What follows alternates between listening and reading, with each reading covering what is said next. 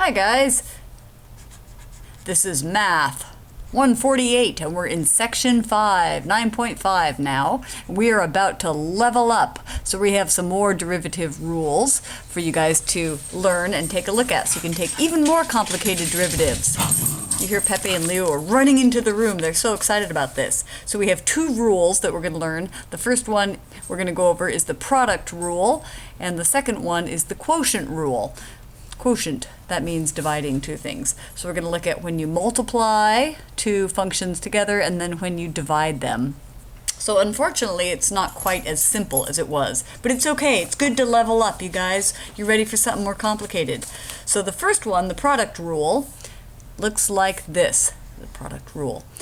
If you have f of x, your function, if it equals one function, u of x, times another function, which would be, say, v of x, this is equal to, when you take the derivative, f prime of x.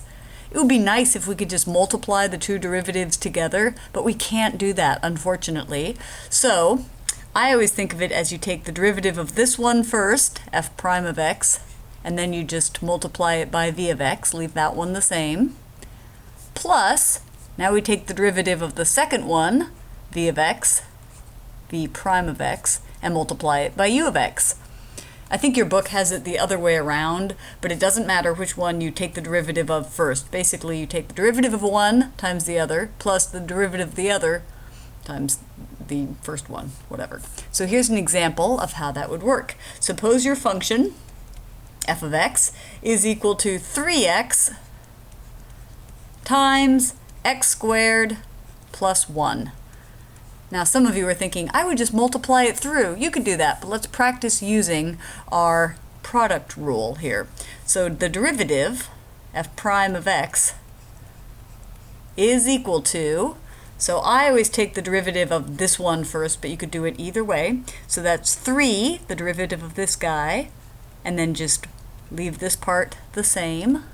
So I haven't changed this piece, plus, now I take the derivative of the second piece, 2x, remember product rule, constant rule, times, and this one stays the same, 3x. So the answer is, I have to simplify a little bit, give myself a little more space. That's 3x squared plus 3 plus 6x squared. So that's 9x squared plus 3, which is probably the same thing if you multiplied that out, right? 3x squared plus 1 plus 6x squared, 9x squared plus 3. Okay, now I'm going to get a new page for the quotient rule. Here is, I don't know why I made that line, here is the quotient rule. The quotient rule. Suppose you have a function, f of x, that equals some function, u of x, divided by another function, v of x. Well, the derivative, f prime of x, is equal to, it gets a little messy, so follow along, and this is on page 593 if you want to look in your textbook. Ready for it? This is how I think of it. V of x comes to the party up top, he's in the basement, he comes up, he finds u of x being derivative. You subtract, he says, that's no good, subtract it. V of x says, I'll be derivative. And u of x looks at him and does nothing. U of x is plain. All divided by, v of x goes down to the basement, says, fine, I'll have more fun by myself. And he squares it. So, obviously that story I told was sort of weird. V of x times the derivative of u of x minus the derivative of v of x times u of x divided by v of x squared. I will show you how this works with a function. Suppose f of x, I'll write it a little bit small over here, see if we can get the whole thing in one page, equals x to the 4th, I'm just making up a function here, divided by x squared, let's say plus 5. Sure, why not? So what is the derivative of this function? Let's make it yellow. The derivative, f prime of x. Okay, so we're going to take this guy, he's in the basement, he comes upstairs, 5x squared plus 5, x squared plus 5 times This top guy is being derivative. Take the derivative. 4x to the cubed. Subtract. Now v says, fine, I'll be derivative. Take 2x. The derivative of the bottom part is 2x. Multiply it. Now x to the fourth. I always think he's looking at v of x, the guy on the bottom, like, what is your problem? And v of x says, I'll go back and have more fun by myself. So you do the same thing on the bottom. V of x, this function all by itself, squared. The problem with this, or the challenge, the reason we're leveling up, is now we usually have a couple stages of simplification to do. So this whole thing would equal 4x to the fifth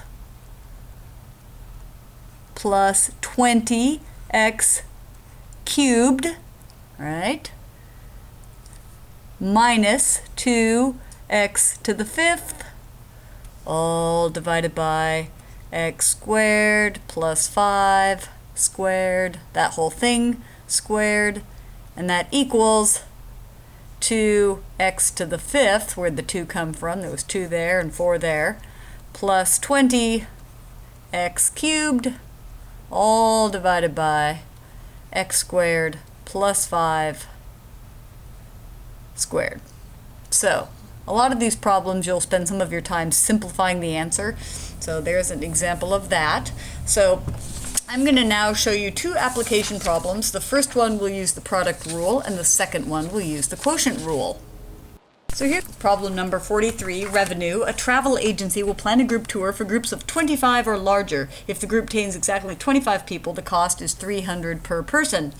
Each person's cost is reduced by $10 for each additional person above 25. So that was a bit complicated, but happily they give you this. The revenue function is given by, so the revenue is 25 plus x times 300 minus 10x. And then where x is the number of people above 25. So here's the question.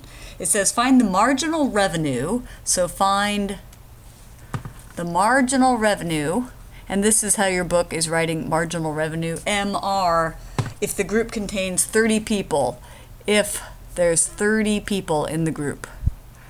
Okay, so the marginal revenue is always the first derivative of the revenue function. So the first derivative, r of x, is equal to the marginal revenue. And now we're going to use our product rule. So here's the first piece and here's the second piece. I'll take the derivative of this first one, which is just 1, because there's just the x. So it's just 1 times, the second piece stays the same. You don't do anything with it. I'm using the product rule, plus the derivative of this piece. So that's 300 minus 10x, the derivative of that is negative 10, times this piece. The first function stays the same. And now I'm going to simplify a little bit.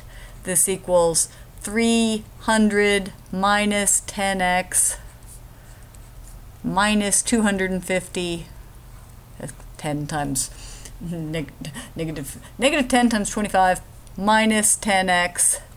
So, I know it looks like idx, but it's actually negative 10x. This whole thing equals negative 20x plus 50.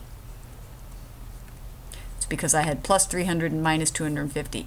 So the marginal revenue function is given by this, and they want you to find the marginal revenue if the group contains 30 people. Well, if the group contains 30 people, x is the number of people above 25, then that means we're saying what is the marginal revenue when x equals 5, because that's, 30 is 5 above 25. So we're going to plug 5 into this equation. The marginal revenue at 5, so that's negative 20 times 5 plus 50, so that's negative 100 plus 50 equals negative 50. And then they ask you to interpret these results. So what they're saying, here's the interpretation. As the group changes by 1, so as the group changes by 1 from 30 to 31, as the group changes from 30 to 31, goes up 1 from 30 to 31, your revenue changes by negative $50. So your revenue drops $50. Your revenue goes down by $50, which is a little weird. I was thinking about that probably far too long, thinking, so you added an additional person and your revenue drops by $50. So that seems like a pretty bad business model, but there you go. Maybe that's how that whole travel business works when you get large groups. Okay, next problem will be a application showing the quotient rule. So here is an application. Whoa, my pen's freaking out. Question number 39 is looking at, it says cost benefit, but I would have said pollutants or something like that. C is the cost in dollars of removing P% of the pollutants. Pollutant exhaust from gases at an industrial site. It's given by this function, 8100 P, or 8,100 times P, divided by 100 minus P, where P is the percent of the pollutants that you are getting rid of,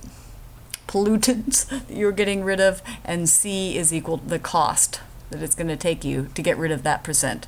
So if you said, what's the cost to get rid of 3%, you would put 0.03 in there.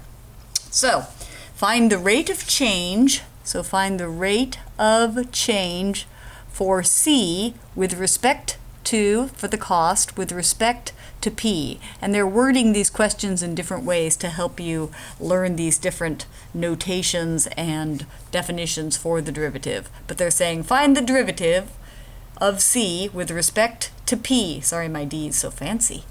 So the first derivative, C of P. Okay, quotient rule comes into play. So we're saying, okay, this guy, he comes up to the top, 100 minus P, and this guy's being derivative. Take the derivative of that, 8100, minus, take the derivative of the bottom one, negative 1, because the derivative of 100 minus P is negative 1, and then the top one stays the same, 8100, and then P says, forget it, I'll just go back downstairs where I can have twice as much fun squared by myself. Okay, so now we're going to simplify just a little bit. This is equal to 8100 times 100, that's 810,000, minus 8100 P, right? I'm distributing that out, minus, minus, plus 8100 P. Oh, I'm getting excited, I get to cancel. All divided by 100 minus P squared, which is equal to, I'll do it in yellow because we're near the end, and this question doesn't ask for any interpretations or anything, it just says find it. The 8100 P's cancel, so we're left with 810,000 divided by 100 minus P squared. So the rate of change of C, the rate of change of the cost with respect to the percent of pollutants that you're getting rid of, is given by this function. So that is a couple examples showing you how to use the product rule and the quotient rule.